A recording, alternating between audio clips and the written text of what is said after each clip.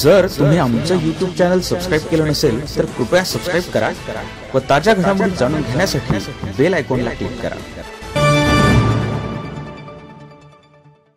धुळे आकाशवाणी केंद्रात नागपूर येथून बदली होऊन आलेला प्रदीप जारोंदे नामक व्यक्ती कार्यक्रम अधिकारी या पदावर कार्यरत आहे।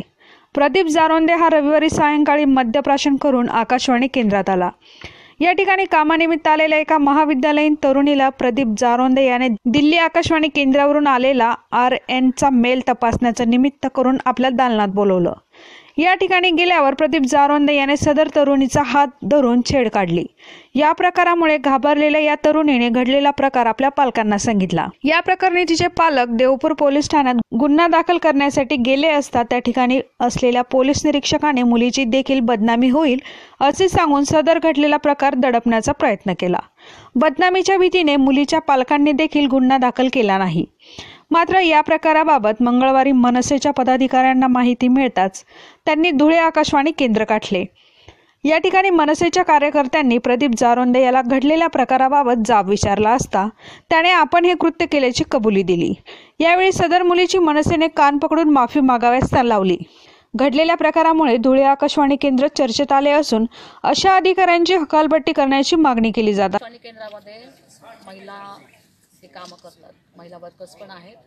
त्यातल्या एका सगळ्याच महिलांनी आमच्याकडे तक्रार केलेली, पण त्याच्यामध्ये एक महिला जी आहे ती अशी तक्रार केली की त्यांचा जो वरिष्ठ अधिकारी आहे त्याने तिचा हात पकडला रात्री दारू पिऊन वगैरे असं तुम्ही सांगितलं।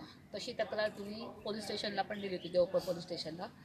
देवपूर पोलीस स्टेशनला या माणसाला बसून ठेवलं होतं सगळ्यांनी, देवपूर पोलिसांनी, पण त्याचा उपयोग काही झाला नाही। मला असं वाटतं काय मॅनेज झाली असणारी यांची, त्याला ते सोडून दिलं त्यांनी, त्याच्यामुळे याची जास्त जरा तो ह्याच्यामध्ये होता म्हणून आम्ही आमच्या मनसे स्टाईलने त्याला घेतलं। आणि इथून पुढे कधीही कुठल्याही प्रकारे महिलांना जर त्रास झाला अशा प्रकारे कुठल्याही व्यक्तीकडून तर आम्ही मनसे स्टाईलनेच उत्तर देऊ आणि त्याला अजिबात सोडणार नाही।